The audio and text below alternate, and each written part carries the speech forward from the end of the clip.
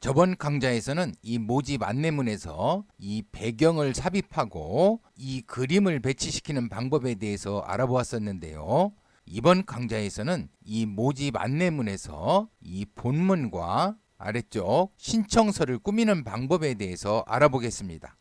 본문을 꾸미는 방법에서는 이와 같이 여러 언어를 사용하는 경우 언어별로 글자 모양을 설정하는 방법을 알아보고, 아래와 같이 특수 문자를 삽입하는 방법을 알아보고, 또 글자 모양과 문단 모양을 같게 하는 방법을 알아보고, 마지막으로 이 절취선을 만드는 방법에 대해서 알아보겠습니다. 지금 이 본문을 보면 한글과 한자가 섞여서 입력되어 있는데요. 한글은 큰 글자로, 한자는 작은 글자로 한글 위쪽에 입력되어 있습니다. 이와 같이 여러 가지 언어가 입력되어 있는 경우 언어별로 글자 모양의 속성을 다르게 설정하는 방법에 대해서 알아보겠습니다. 이곳에서 이 한자의 크기를 이 한글보다 작게 하고 한글 위쪽에 입력되게 해보겠습니다. 아마 대부분은 이 한자를 블록을 씌우고 마우스 오른쪽 버튼 클릭, 글자 모양 클릭, 다음과 같이 글자 모양 대화 상자가 나타나면 기본 탭을 클릭하고, 지금 글자의 크기가 13포인트로 설정되어 있는데 글자를 작게 하기 위해서 이 기준 크기를 10포인트로, 또 이 속성에서 위첨차 설정, 이와 같이 해서 한자의 크기를 작게 하고 한글의 위쪽에 배치시킬 겁니다. 같은 방법으로 이 한자를 블록 씌우고 글자의 속성을 변경하겠지요. 또 이 한자도 블록 씌우고 또 글자의 속성을 변경하고, 이와 같이 하려면 너무 불편합니다. 간단하게 하는 방법이 있습니다. 컨트롤 키와 Z 키를 동시에 눌러 이전 속성으로 되돌리겠습니다. 컨트롤 Z. 그러면 이 한자들의 글자 모양 속성을 변경해 보겠습니다.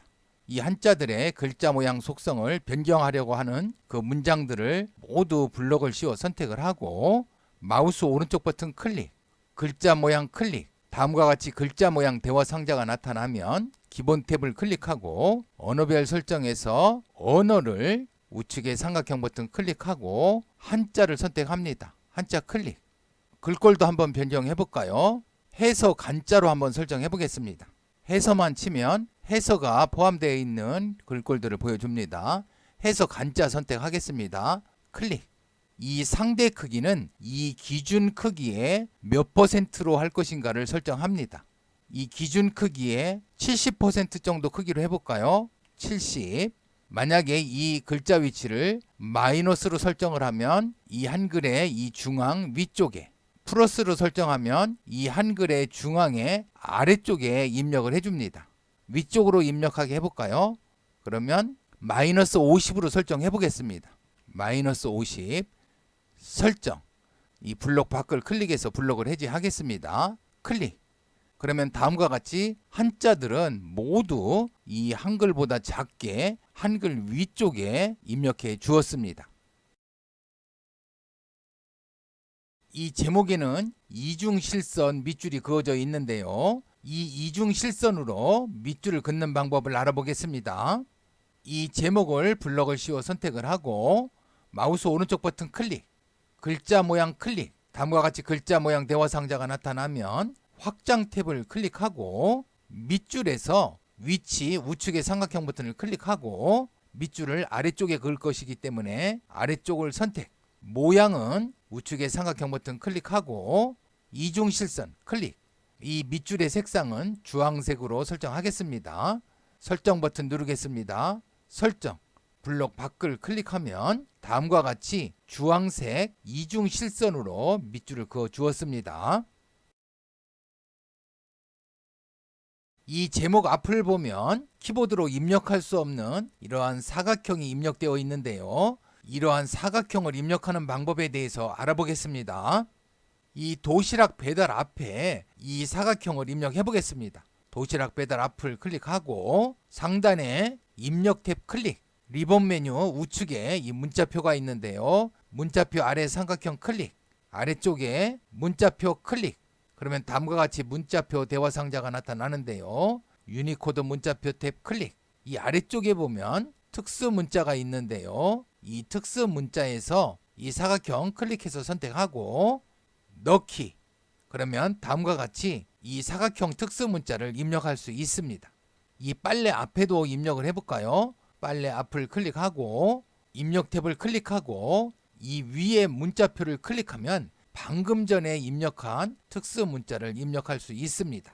이 아래쪽으로 가보면 이곳에 사각형 속에 체크 표시가 되어 있는데요. 이러한 기호는 특수 문자에 없는 것 같습니다. 그러면 이러한 특수 문자를 만들어서 한번 입력해 보겠습니다. 이 여 앞을 클릭하고 상단에 입력대 우측에 삼각형 버튼 클릭, 입력 도우미 클릭, 글자 겹치기 클릭. 그러면 다음과 같이 글자 겹치기 대화 상자가 나타나는데요. 이곳에서는 여러 문자를 겹쳐서 하나의 문자로 만들어 줍니다. 사각형 속에 체크 표시를 할 거기 때문에 사각형 기호와 체크 기호를 이곳에 입력하면 됩니다. 마우스 오른쪽 버튼을 클릭하고 문자표 클릭, 문자표 대화 상자가 나타나면 유니코드 문자표 탭을 클릭하고 특수 문자에서 이 사각형을 한번 선택해 볼까요? 클릭, 넣기. 다시 마우스 오른쪽 버튼을 클릭하고 문자표 클릭, 문자표 대화 상자가 나타나면 유니코드 문자표 탭을 클릭하고 좀 위쪽으로 가볼까요? 딩백 기호 클릭. 이곳에도 체크 표시가 되어 있고 이곳에도 체크 표시가 되어 있네요. 이 체크 표시를 선택해 보겠습니다. 클릭, 넣기. 그러면 두 글자를 이와 같이 겹쳐줍니다. 이 사각형 속에 체크가 포함돼야 되죠. 그러려면 이곳을 체크해 줍니다. 모양 안에 글자 겹치기 클릭. 그러면 다음과 같이 이 사각형 속에 체크 기호를 넣어서 글자를 겹쳐줍니다. 넣기. 그러면 다음과 같이 사각형과 체크 기호를 겹쳐서 특수 문자를 입력해 주었습니다. 다시 한번 입력해 보겠습니다. 백스페이스, 지움. 다시 입력 탭 우측에 삼각형 클릭, 입력 도우미 클릭, 글자 겹치기 클릭. 이곳에 방금 전에는 두 문자를 입력해서 겹치기를 했는데요. 이와 같이 동그라미라든가 사각형이라든가 삼각형이라든가 이러한 기호들은 많이 사용을 하기 때문에 이곳에서 선택할 수 있습니다. 사각형 안에 체크를 할 것이기 때문에 이 모양을 한번 선택하겠습니다. 클릭. 다음에는 이 겹쳤을 글자에 체크 기호만 입력해주면 됩니다. 마우스 오른쪽 버튼을 클릭하고 문자표 클릭, 문자표 대화 상자가 나타나면 유니코드 문자표 탭을 클릭하고 문자 영역에서 딩벳 기호 클릭, 이 체크 기호를 선택하겠습니다. 클릭, 넣기. 그러면 다음과 같이 사각형 기호와 체크 기호를 겹쳐줍니다. 넣기 버튼 누르겠습니다. 넣기. 그러면 방금 전보다 더 예쁘게 특수 문자를 만들어 주었네요. 이와 같이 없는 특수 기호는 여러 개의 특수 문자를 겹쳐서 만들어 입력할 수 있습니다. 2줄 보면 글자 모양과 문단 모양이 같은데요. 그러면 글자 모양과 문단 모양을 같게 설정하는 방법에 대해서 알아보겠습니다. 2줄도 2줄과 똑같이 글자 모양과 문단 모양을 같게 해보겠습니다. 2줄을 복사해다 이곳에 붙여놓고 내용을 바꾸고 또 이곳에 붙여놓고 또 내용을 바꾸고 이와 같이 할 수도 있지만 입력할 내용이 많다면 이 방법은 아주 불편하겠죠. 다음과 같이 하면 됩니다.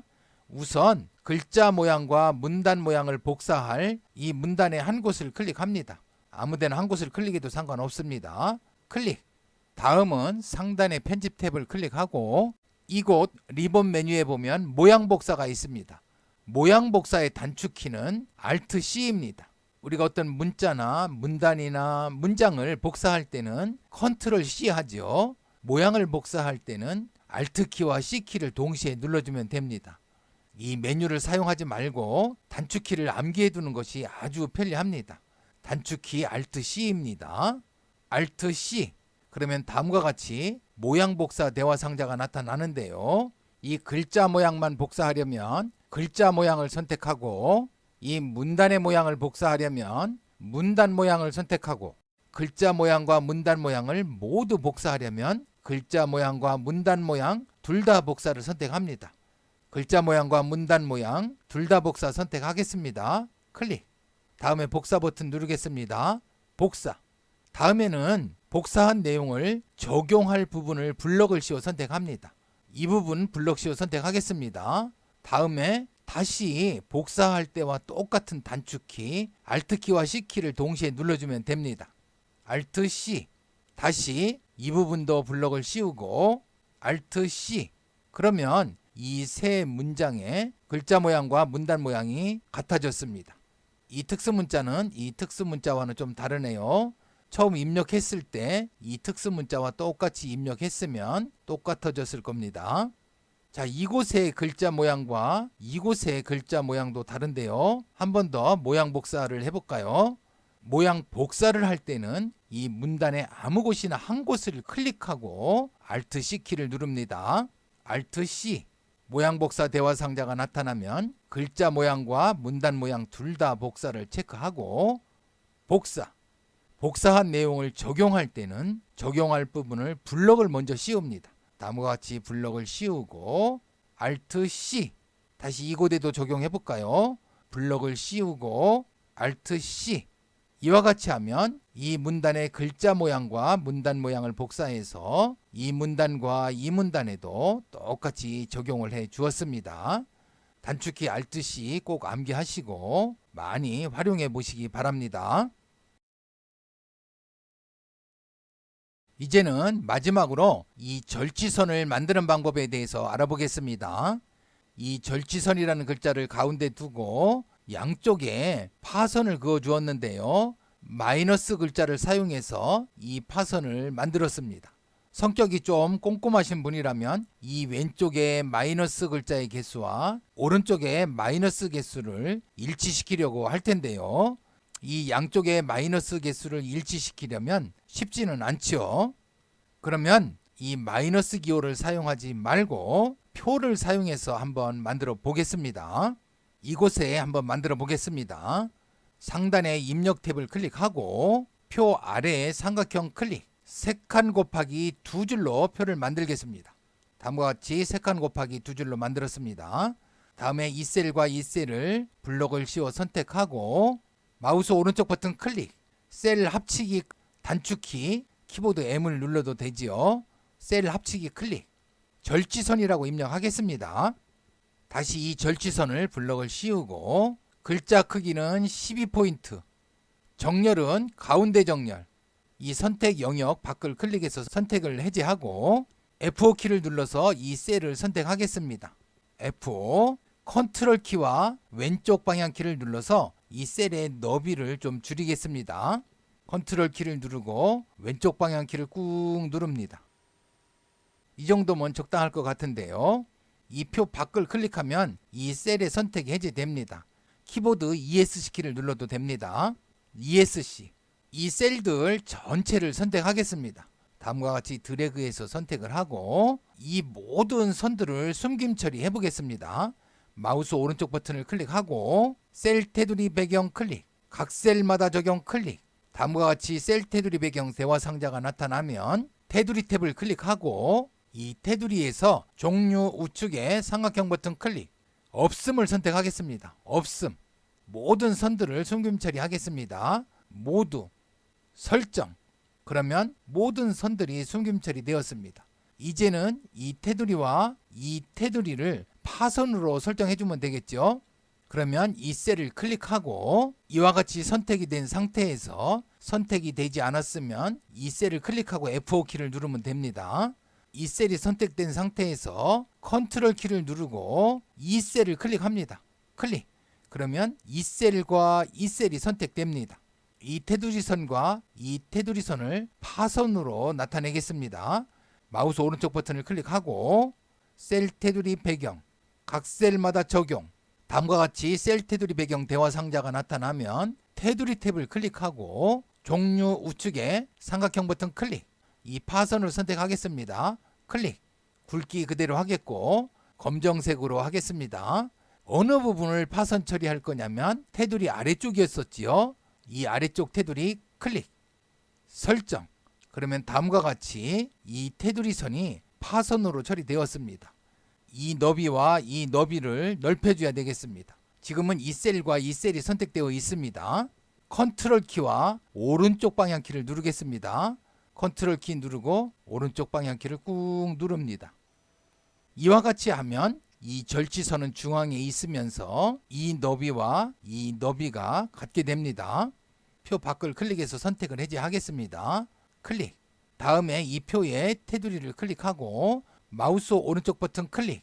개체 속성 클릭. 다음과 같이 표셀 속성 대화 상자가 나타나면 기본 탭을 클릭하고 위치를 글자처럼 취급을 선택하겠습니다. 클릭. 설정. 그러면 이 표는 일반 글자와 같이 취급이 됩니다. 만드는 것이 쉽지 않은데요. 오히려 마이너스 글자를 양쪽에 입력하고 절지선 이렇게 입력하는 게 나을 것 같은데요. 이쁘게 만들려면 좀 고생이 되죠. 하지만 이걸로 끝난 것은 아닙니다. 이 절지선을 다른 문서에도 복사해서 사용하면 좋겠지요. 그러면 다른 문서를 꾸밀 때 이 문서를 찾은 후에 이 부분을 복사해다 사용할까요? 그렇게 하지 않습니다. 아래 한글에는 상용구라는 기능이 있습니다. 그러면 이 절지선을 상용구에 등록을 해보겠습니다. 먼저 이 등록할 내용을 블럭을 씌웁니다. 이 앞에서부터 뒤쪽까지 블럭을 씌우고 상단에 입력 탭 우측에 삼각형 버튼 클릭, 입력 도우미 클릭, 상용구 클릭, 상용구 등록 클릭. 다음과 같이 본문 상용구 등록 대화 상자가 나타나면 이 준말은 상용구를 실행할 때 입력할 글자입니다. 이곳에 지읒만 입력해도 좋고 절이라고 입력해도 좋고 절지선이라고 입력해도 좋고 내가 기억하기 좋은 글자들을 입력하면 됩니다. 절이라고 입력해 보겠습니다. 절, 설정. 이와 같이 하면 상용구가 등록되었는데요. 이 부분 한번 지워볼까요? 블럭 씌우고 딜리트. 절을 입력하겠습니다. 절, 다음에 Alt키와 I키만 눌러주면 됩니다. Alt, I. 그러면 이렇게 절지선을 그을 수 있습니다. 엔터 치고 절, Alt, I. 이렇게 절만 입력하고 Alt, I를 누르면 등록해 놓은 상용구를 불러올 수 있습니다. 아주 편리한 기능이죠. 이제는 문서를 작성할 때 절지선이 작성된 문서에 가서 절지선을 복사해서 이 문서에 붙여넣을 필요가 없습니다. 이제는 이 컴퓨터에서는 절자만 입력하고 Alt I만 눌러주면 다음과 같이 절지선을 그어줍니다. 하지만 다른 컴퓨터에서는 적용이 안 됩니다. 그 컴퓨터에서도 이 절지선을 상용구로 등록해 놓아야 됩니다.